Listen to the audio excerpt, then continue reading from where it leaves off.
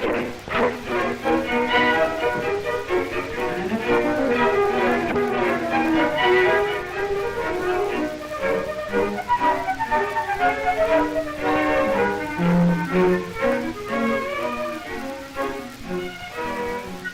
is the amazing story, a friendship which sprang up between two inhabitants of the forest.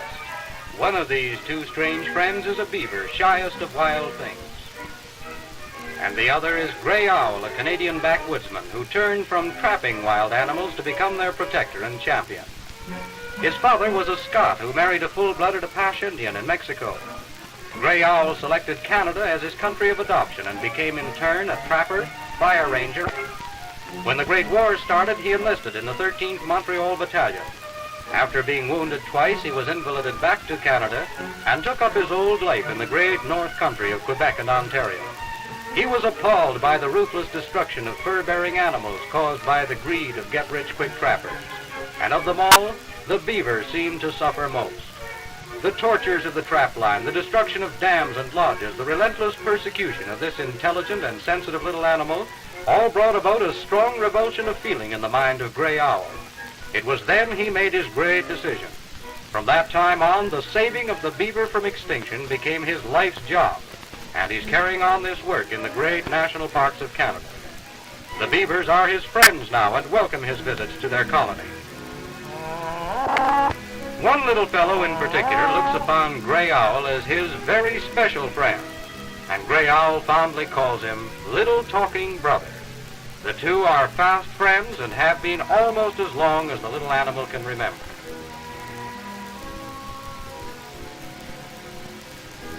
And here's how it all happened. One day, while Gray Owl was busy working around his camp, he happened to look over toward the edge of the clearing and saw a tiny ball of fur rolling uncertainly toward him. A baby beaver. The poor little waif was too young and lonely to worry whether Gray Owl was an enemy or not. He only knew that here was the first friendly touch he had felt since that awful day he had found his mother lying cold and skinless at the water's edge. His whole short life had been turned topsy-turvy, but now all was peace and quiet, and everything seemed to be becoming all right again. The strange new food tasted rather nice, too. Yet in all the excitement of his new life, he never forgot that all good beavers keep themselves neat and tidy. And so the happy days slipped by, except perhaps in those friendly wrestling matches with Mrs. Gray Owl. Little brother hardly realized that he was growing up. And what an appetite! His mother would have been proud of his table manners, even though she might have been a bit surprised at his forsaking minced poplar leaves and shredded birch bark for fried potatoes, boiled rice, and apples. But he never allowed his new life, so carefree and happy, so different from that of his ancestors, to make him lazy or careless.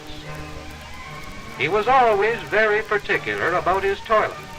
That was born in him, just as it is in every beaver. His broad tail makes a useful seat. A loose jointed claw on his hind foot serves as a comb, and he brushes his coat with his strong forepaws.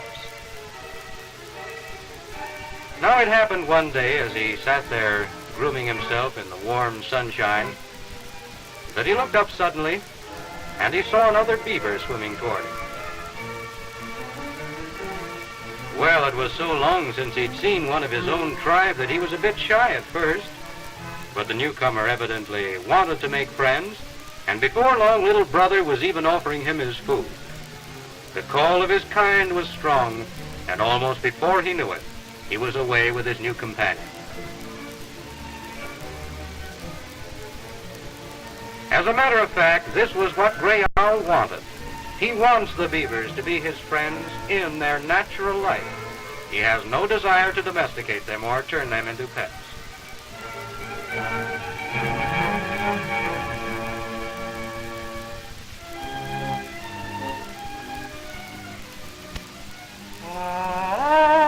But even among his new friends, he's never too busy to see Gray Owl, who often comes around for a visit. His familiar call or the slapping of his paddle on the water is a welcome sound which always brings his little brother flying to meet him.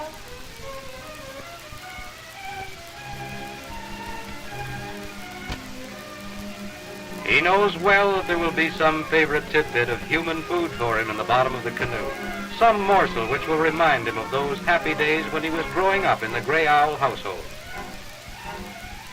But this time he can't stay very long. These are busy days in the beaver colony. So with a little squeal of thanks, he dives away, back to the job. You see, the summer is nearly over, and there's a great deal of work yet to be done on the new lodge to make it snug and cozy before the winter freeze-up.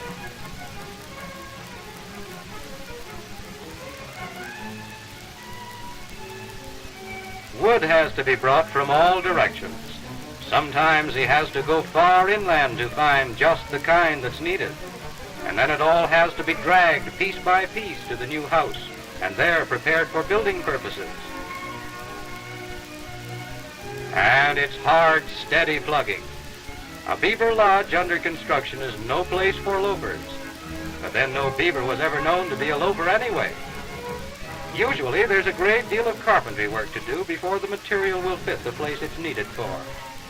Besides his strong muscles, a beaver's most useful tools are his teeth, which he keeps whetted as sharp as any other good carpenter keeps his chisels. Just notice how quickly he makes a cut.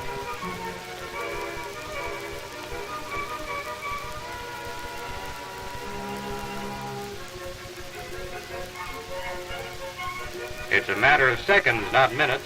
1, 2, 3, 4, 5, 6, 7, 8, 9, 10, 11, 12. 12 seconds. How many carpenters could do that with their teeth?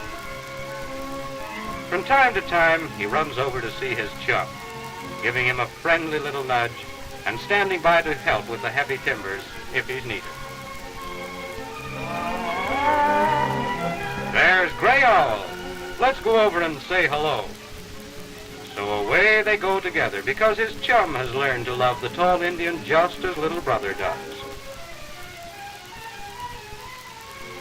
As always, there's some morsel of food for them in the bottom of the canoe. But now they must eat and run because the freeze-up will soon be here and there's still a lot of work to do. This must be goodbye to Gray Owl till spring, and back to work they hurry. Stick after stick is carefully placed to strengthen the walls and roof of the lodge. Marvels of animal engineering are performed in their construction. It's easy to see how the expression busy as a beaver came about. As an example of industry and determination, Canada's national animal offers an object lesson which we humans might well emulate. But what's the use of moralizing? There's too much work to be done. It's a case of hurry, hurry, hurry, winter's nearly here.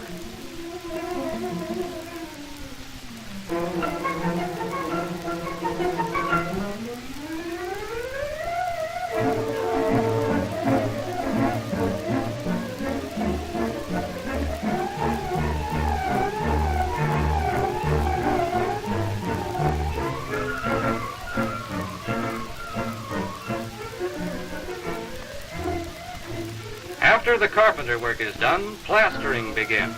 There are no labor-saving devices to lighten the work.